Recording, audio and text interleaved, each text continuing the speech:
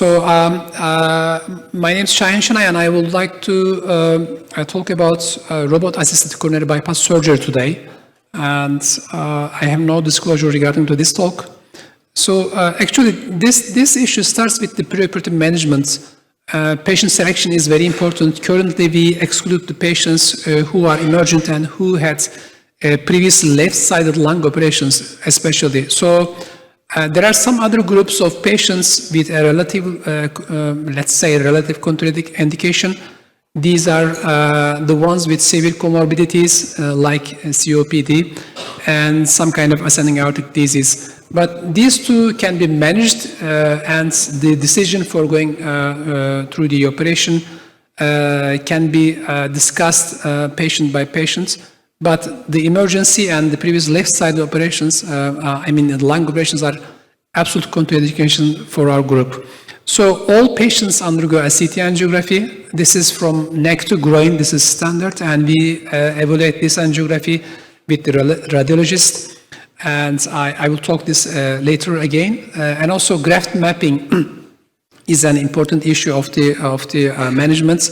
Radial artery and the saphenous veins are mapped before the operation. It can be just on the table in the OR, but if there is some kind of suspicious history, like the venous thrombosis or something like that, it can be done in the preoperative periods. So our operative technique basically includes the robotic harvesting of the mammalian artery. We use the Da Vinci Xi system. This is done under an off-pump status and with a single lung ventilation. And the rest of the operation can be done with two methods. It can be an either mid-cap or T-gap. If the choice would be mid-cap, multivessel mid-cap, then the technique is on-pump with arrested heart and peripheral condition. And then left anterior immunotoracotomy is also performed in this technique. If the decision is for T-cap, which I will mention in detail later on, we usually perform this operation off-pump. And the vessels are harvested in an endoscopic fashion, both radial and the saphenous vein. So the first step, the preoperative CT angiography examination, this is usually performed at least 3 days before the surgery. Since they are not emergency cases, we have usually time for assessing them. This is actually for the kidney protection. So if there is no enough time for the operation, then the kidneys may be a little bit injured. So what we look for the CT angiography, first of all, we check for and evaluate for the anatomy of the mammalian artery. Sometimes there can be some kind of tortuosities or kinkings, and this may be a risk factor for injuries during the harvesting of the mammalian artery. This is very important. And also we try to evaluate the coronary artery topography. We try to see if there is some kind of intramuscular courses or if there is a plaque formation in the target level. So we try to decide on the anastomosis target site during the evaluation of these coronary arteries. And also we evaluate the aortic tissue, aorta, for cross-clamping, and also we decide to decide the location of the proximal anastomosis in the multivessel setting. And also it's important to decide the site for the mini thoracotomy. It's usually done with the 13 intercostal space in our setting. This enables us in an arrested heart easily access through the distal target sites and also the aorta. Aorta is very, very important. It's not just the distal anastomosis site during this kind of an operation. There's also a proximal anastomosis. There's also a cardioplegia needle site and cross-clamping site. So control of the proximal aorta is very, very important. So you have to do the mini thoracotomy and easily access both through the distal site for the distal anastomosis and also the aorta. And usually this is the 13 intercostal space, and rarely we go for the second, and rarely we go for the 14th intercostal space according to the CT evaluation. And lastly, we discuss on the cannulation site. And as the previous speaker mentioned, this group of patients has a highly atherosclerotic burden, and this is not the group of patients that we do a mini mitral operation. So usually we see a severe atherosclerosis in the aortoiliac level, and even sometimes CT cannot catch this kind of calcification if the lesion is a little bit includes soft plaques. So these 5 parameters are very important for planning a safe operative course. And the important point is the cannulation site, as I mentioned before. Currently, in the group of the coronary bypass operations, we mostly perform an axillary cannulation because of, as you can see on the right side, because of the plaque formations on the iliac-aortic level. This is something that we try to decrease the stroke rates, and currently we haven't seen any kind of stroke in our patient group. But it is definitely a different group of patients than the mitral patients, and I believe that we have to switch to more axillary cannulation in this group of patients while doing a minimally invasive coronary bypass surgery. And the second thing we can include to our surgical technique is the use of epicardial ultrasound. This is recommended in the latest guidelines. There is specific probes for this, enabling us to deploy through the mini incision in the thoracic wall. And by the epicardial ultrasound, we can catch the soft plaques that are not easily seen in the CT angiography. So it may be important to localize the cross-clamping site and the localization of the proximal anastomosis site. And the surgical technique, first of all, includes the harvesting of the mammary artery. Usually this is done with 3 pores located in the 2nd, 4th, and the 6th intercostal space.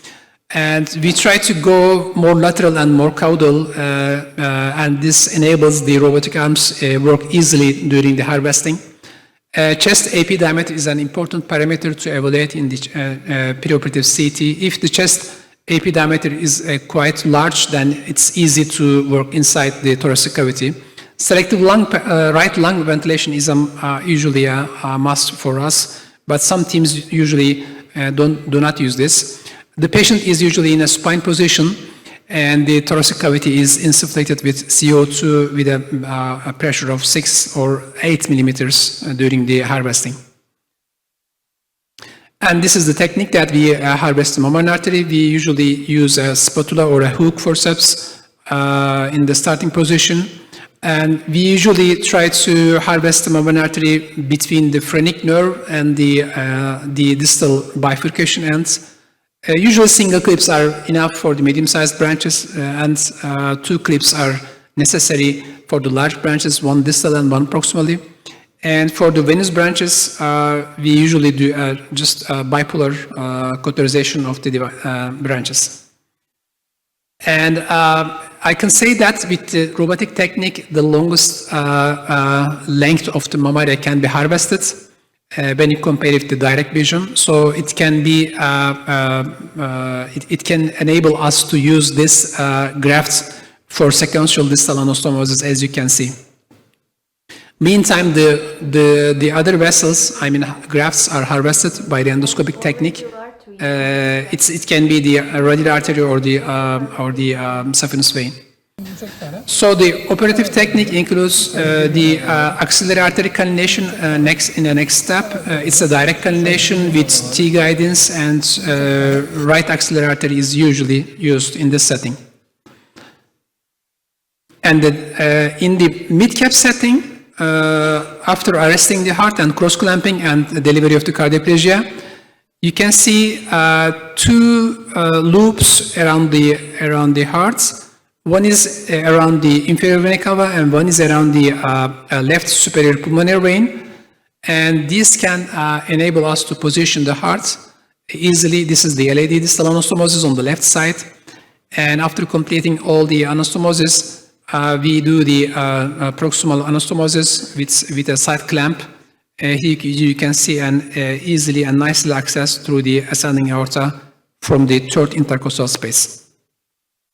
So this is the transit time flow meter measurement. This is standards and should be done in each operation. And usually we do this before going off pump and before protamine, but you can repeat this after the protamine. You can do it several times in a single for a single graft, but at least we have to do this after the completion of distal anastomosis and before going off pump. So this is the usual skin closures of a robotic assisted mid-cap operation. As I mentioned before, most of our patients has a axillary incision, and the mini thoracotomy incision is usually in the third intercostal space above the nipple. And this is a setting for the T-cap operation. This is usually done with a 3-port setting, one for the camera, one for the left arm, and one for the right arm. An additional working port will be implemented from the subcuspate space later on. The first step is again the harvesting of the mammalian artery. Harvesting of the mammalian artery. I will skip a little bit this video. And this is the working port, which is delivered through the subcuspate space. And we deploy all the instruments that we need during the distal anastomosis. And this is the stabilization device, which is currently not available from the company. And this is an off-pump setting. We use the scalpel and open the artery and put a shunt. And then we start the suturing of the distal anastomosis here. And after the completion of the most of the anastomosis, we remove the shunt, and then we finish the anastomosis and take all the instruments back. So this is the postoperative period of that patient, and on the right side you can see a control CT angiography after 1 month of this same patient. So these are our results. So far, we have analyzed 150 patients in this setting, and these are the operative data. You can see the cross-clamp time and the cardiopulmonary bypass time. The main access was the third intercostal space, as I mentioned before. This is usually very easy access for the ascending aorta, and majority of the cases received more than 2 distal anastomosis in this group of patients. These are the distal anastomosis numbers. You can see that at least some of a small group of patients received 5-vessel distal anastomosis. And these are the results at 5 years. The 1-year survival rate was 99%, and 5-year survival rate was 97%. And 1-year freedom from major adverse cardiovascular events was 97, and 5-year freedom from major adverse cardiovascular events was 95, which is quite comparable and good. And on the right side, you can see the clinical late outcomes. As a conclusion, I can say that robot-assisted minimally invasive coronary revascularization has many advantages, including avoidance of stenotomy, harvesting of longer lemma, and less aortic manipulation, and more comfortable distal and proximal anastomosis. Robot-assisted minimally invasive coronary bypass surgery can be performed safely with excellent midterm outcomes. Complete target vessel revascularization can safely be achieved with this technique. I again want to remind you the ISMIC's annual meeting in Istanbul, which will be organized this May, and the latest abstract submission deadline will be next week. Thank you for your patience.